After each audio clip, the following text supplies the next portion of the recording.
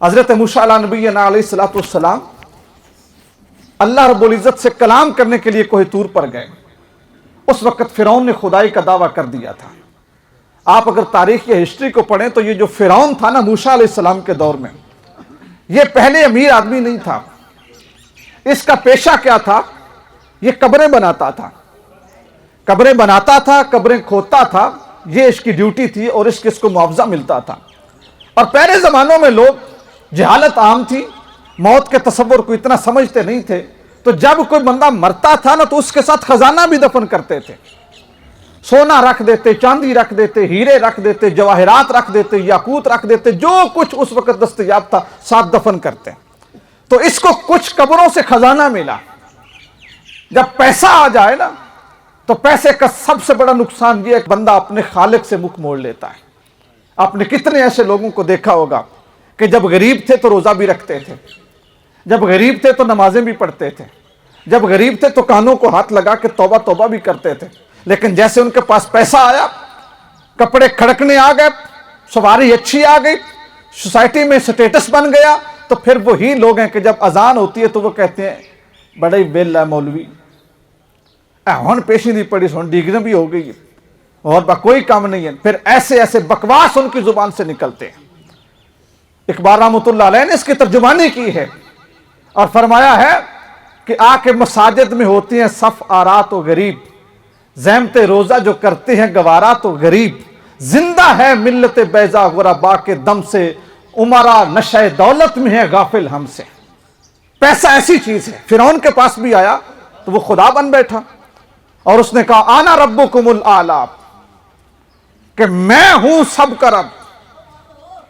تو موسیٰ علیہ السلام چونکہ اللہ سے کلام کرتے تھے، اور جس کے ساتھ آپ کو محبت ہوتی ہے نا، اس کا جب کوئی شریکی کی بات کرے نا، آپ کا کوئی دوست ہو یا آپ کا کوئی ممبر ہو، کینڈیڈیٹ ہو، اور اس کے مقابلے میں کوئی کینڈیڈیٹ کھڑا ہو جائے، تو آپ سب کو اچھی طرح اندازہ ہے کہ ہم ڈانگا سوٹے لے کے دوسرے کے سر پہ چڑھ دوڑتے ہیں کہ ہاں بھائی ہم نے درخواست دی ہوئی ہے، تم نے کیوں دے دی؟ یہ ممبری ہماری ہے، ایم این اے شپ ہماری ہے، یہ فلاں کچھ ہمارا ہے، تم کون ہوتے ہو؟ اور پھر اس کے اوپر تہمتیں بھی لگاتے ہیں، مینے بھی دیتے ہیں، غیبت بھی کرتے ہیں. اسی طرح موسیٰ علیہ السلام نے جب یہ دیکھا نا کہ یہ خدا بن بیٹھا ہے میرے اللہ کے مقابلے میں، تو اللہ کے پیغمبر کی محبت اپنے اللہ کے ساتھ سچی تھی. دل کے اوپر نا بڑی تکلیف گزری، بڑی تکلیف گزری. لیکن فرعون بڑی شاہی کے ساتھ، تاج کے ساتھ اپنے تخت پہ بیٹھتا تھا اور بڑی موجیں کرتا تھا. اللہ کے کلیم گئے کوہ طور پہ. کوہ طور پہ جا کے نا اللہ سے کلام کیا اور کہا باری تعالیٰ، اس بھوکے ننگے کو تو نے رزق دیا، یہ بادشاہ بنا، اس کو عزت ملی، آج یہ تجھے للکارتا ہے اور تیرے مقابلے میں کھڑا ہو گیا ہے.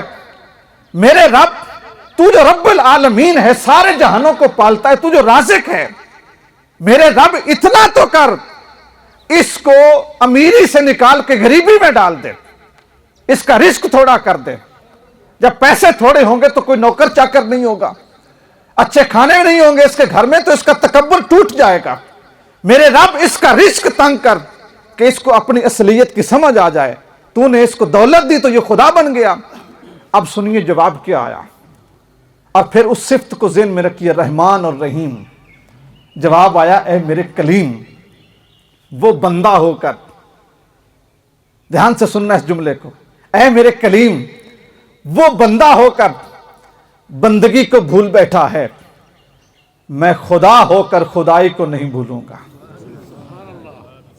وہ بندہ ہو کر بندگی کو بھول بیٹھا ہے، اسے فرق لگ گیا ہے، اسے کھانے کو کچھ ملا نا تو اکڑ گیا ہے، پہننے کو کچھ ملا تو متکبر بن گیا ہے، اس کے لہجے میں رعونت اتر آئی ہے. پہلے وہ روتا تھا، چیختا تھا، چلاتا تھا، میں نے اس کے حالات بدلے، اب وہ شہنشاہ بن گیا ہے. وہ بندہ ہو کے بندگی کو بھول بیٹھا ہے، میں اللہ ہو کر خدائی کو نہیں بھولوں گا. میں اسے رزق دوں گا، اس کا رزق بند نہیں کروں گا، میں اس کے اوپر سختی نہیں کروں گا. اس نے اپنا وتیرہ ضرور بدلا ہے، میں اپنی عادت کو نہیں بدلتا. میرے دوستو، وہ شان رحیمی کے ساتھ اپنے بندوں سے معاملہ کرتا ہے، وہ شان کریمی کے ساتھ اپنے بندوں سے معاملہ کرتا ہے. انسان پلٹے تو صحیح.